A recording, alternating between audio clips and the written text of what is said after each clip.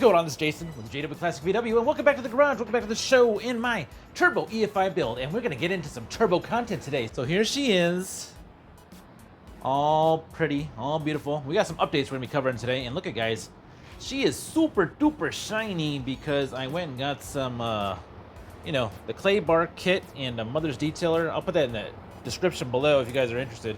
But it comes with like 3 of these clay bars. And they look like that. If you guys have never done a clay bar cleanup on your car, and you've got a really nice clear coat, this is what happens to the ball of clay afterwards, or the bar of clay afterwards. If you've never used one of those before, man, it makes it super smooth, makes it great for applying wax coat, and why my paint looks super terrific. It adds like 10 miles per hour, guaranteed. Get into the content, guys. Here in a second, we're gonna be covering these bad boys. These are those race engineering turbo manifolds. We're gonna get into these today because I gotta build them up with my injectors. I got new seals from fuel injector connection, and we're gonna talk about this cleaner. Right after the intro, guys, get into that. See you in a second. Good stuff.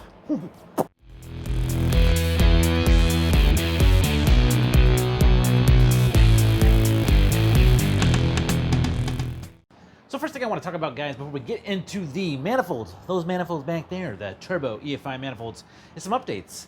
I got an update from Dave Foltz on the 5-speed Bird transmission and when it may be back. Pretty soon, I hope.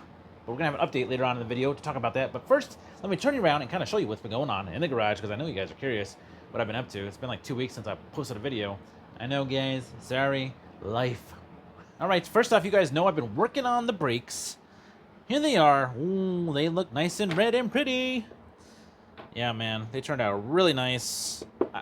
From the reviews, I've heard that this Pour 15 caliber paint holds up really well over time, too, and I guess we'll put that to the test. And my master cylinder, I still got to install that. That's to come. And then I'm going to do a bench bleeding. My buddy Darrell Howard has a special kind of bleeder for bleeding the brakes, and I'm going to use that for hooking that up and bleeding those out. I've also been working on the drive shafts a little bit. I got one new end gear that goes into the transmission because I decided to go ahead and just, why not get them? And I got the new fulcrum plates that are inside of here. I've been doing some shaping and get them within specs so that they fit right, and doing a little bit of polishing on the drive shafts themselves and cleaning up some of the sharp edges. I don't like it when I have sharp edges on the metal, so I went through here and kind of cleaned these up.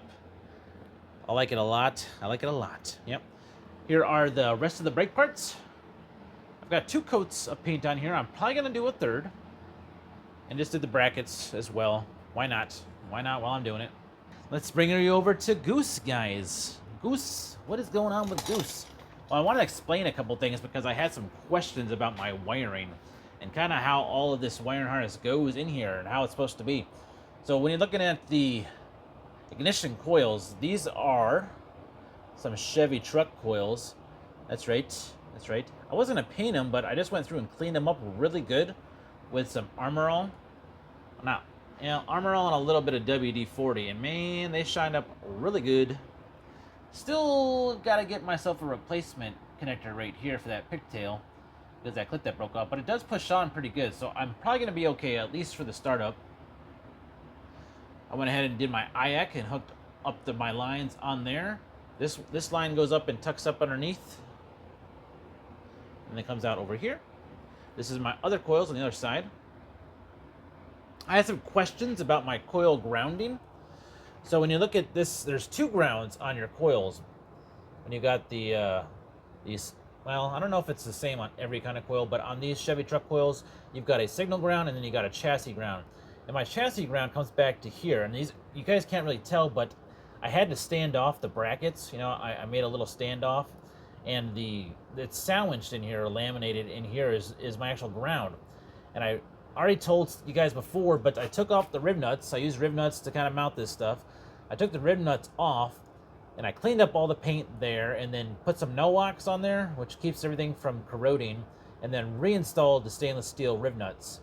So this grounding should be really good, and I had to do the standoffs because of the insulation. Yeah, the insulation is pretty thick, and I wanted to make sure that I wasn't crushing that with the coil mounts.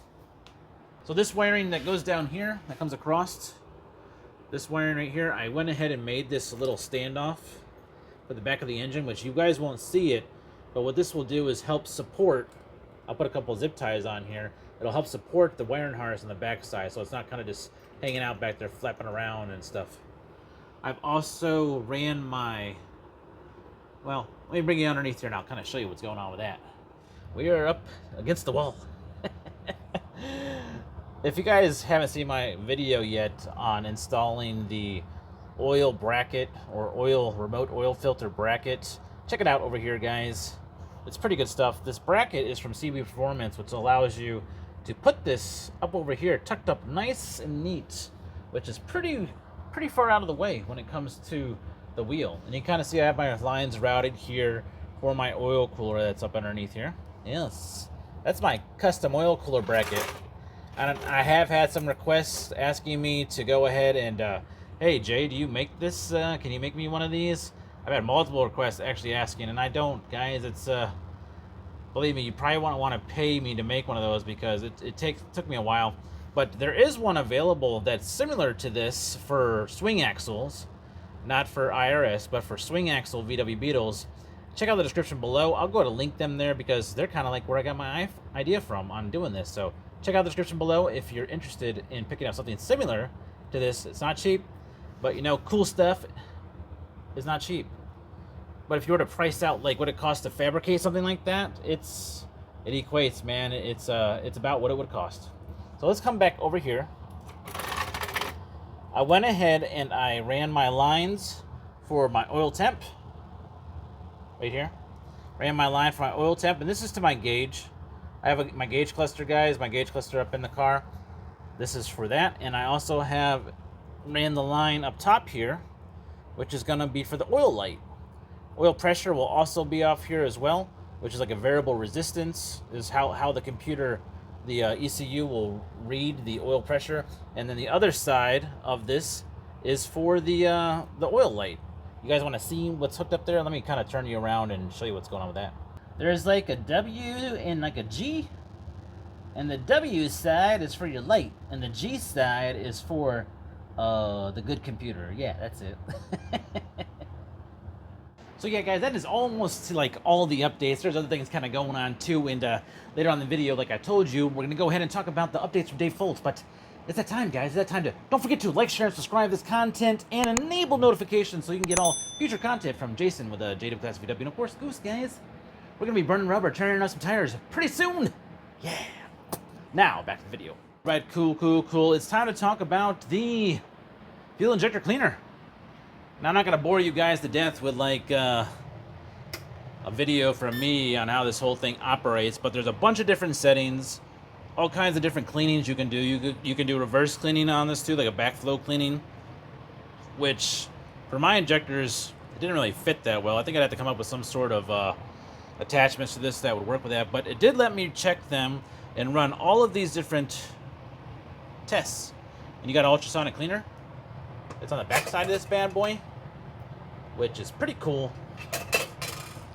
I used some of the B12 chem tool cleaning, which smells super great.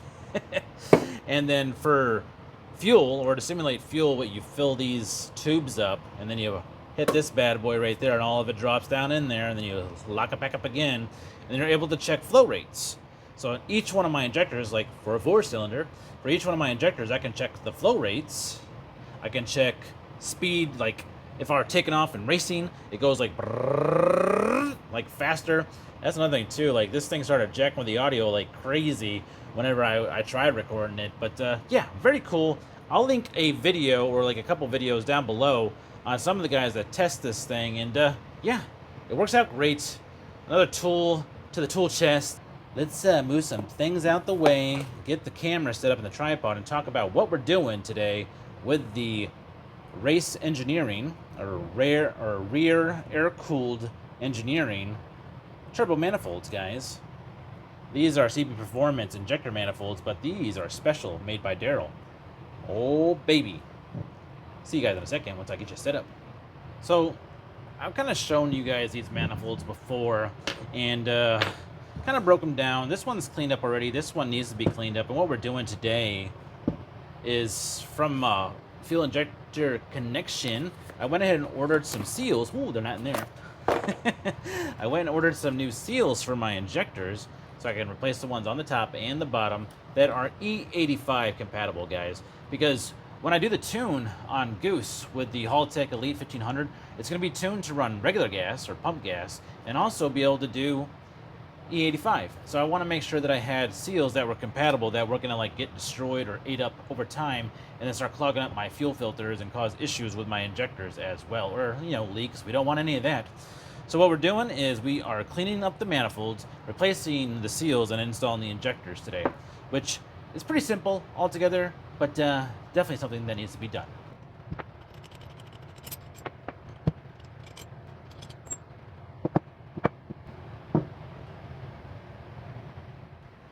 So here's the breakdown, guys, and the basics when it comes to the turbo manifolds. And you can see these are all CNC'd.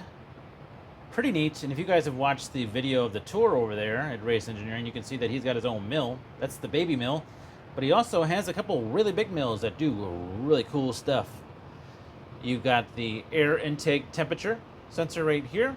You've got the, this is the fuel rail, that's where the fuel comes in, and the fuel goes out of the top through that seal right there. So you've got integrated fuel rails, super neat. And these bolt right up to the CB Performance injector manifolds. Nice. Yeah, to get these seals off here, you don't need anything fancy. I just have a scribe here. I'm just gonna scribe these up off of here. Just wanna be careful that you don't damage anything. Now, most injectors have a basket inside of them too, like a little filter basket that allows the, well, what it does is it captures like a little screen inside of these bad boys. But we're not replacing those, the baskets in these. We're just gonna go ahead and replace the seals. Nothing too insane. What I'm going to do, though, while I'm doing this, is I'm gonna oil these seals up a little bit to help out with the install inside of the actual manifolds.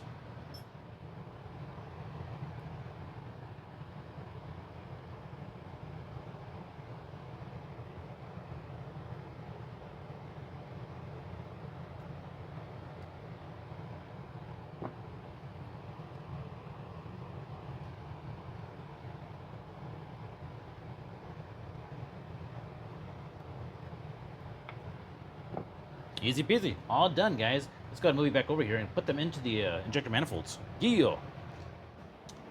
So there's one more seal that we're going to have to replace, or that I'm going to go ahead and replace, and I'm hoping that my little kit here, which is this Viton, whatever the heck it is, O-ring kit, this is E85 compatible as well.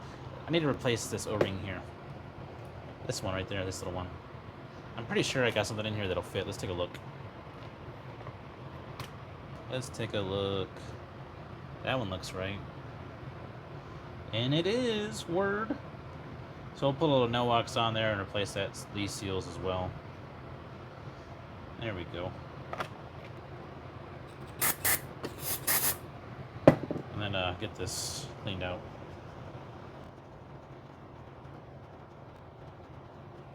Good.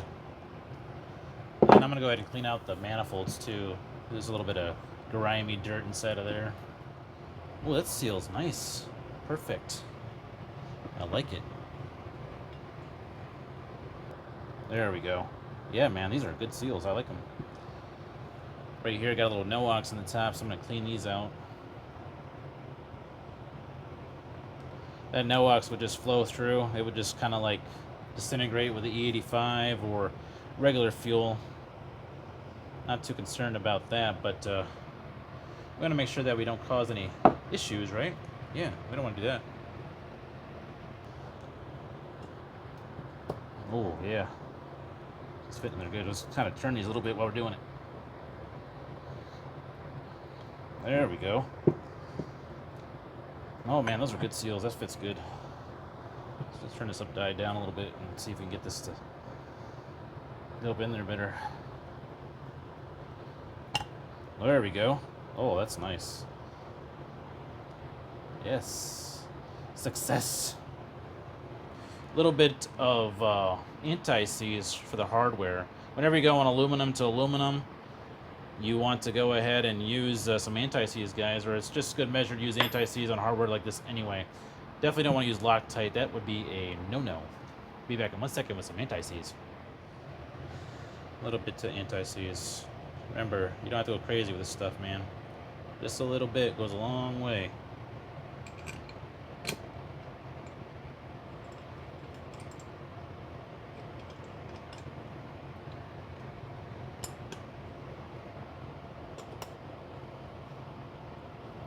You don't tighten them all down until you got them all in.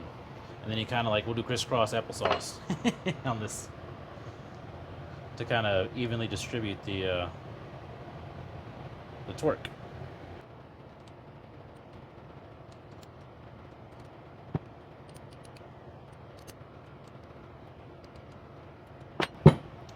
There we go, one manifold done. I'm gonna clean it up a little bit, do the other one, and be right back, guys, and we'll go ahead and talk about the Dayfolt's update. See you in a second, guys. Okay, guys, well, I got both of the injectors all set up, good to go. Well, they injector manifolds, Turbo EFI manifolds, they're all set up, ready to rock and roll. I do like how these seals fit. They are a nice fit, which sometimes you're just not sure how it's gonna work out with the manifolds that you have, but these fit really well. So I can definitely recommend injector connection seals for my particular injectors. All right, guys, so let's go ahead and talk about the Dayfolt update. Everything is looking good. He said he might actually have it done tomorrow, and it's Thursday tonight. So if he has it done tomorrow, maybe ship it out Monday or Tuesday. So maybe I'll get my transmission within the next week or so, which is super great news. Definitely excited about that. Thanks, Dave, for all your hard work on getting things situated. And man, I'm excited, super stoked. Well, guys, that's going to do it for tonight. I know it's really quick updates, quick little bit of work done, a little bit of what's going on in the shop. And yeah, hope you guys are out in the garage having fun this weekend. There's a big show, Dub Splash, up in Dallas. I might make it, I might not make it. We will have to see. Until next time, guys, this is Jason with JWClassicVW, and hopefully I have my transmission next time I talk to you guys. See you in the next video, guys. Have a great weekend. Bye-bye.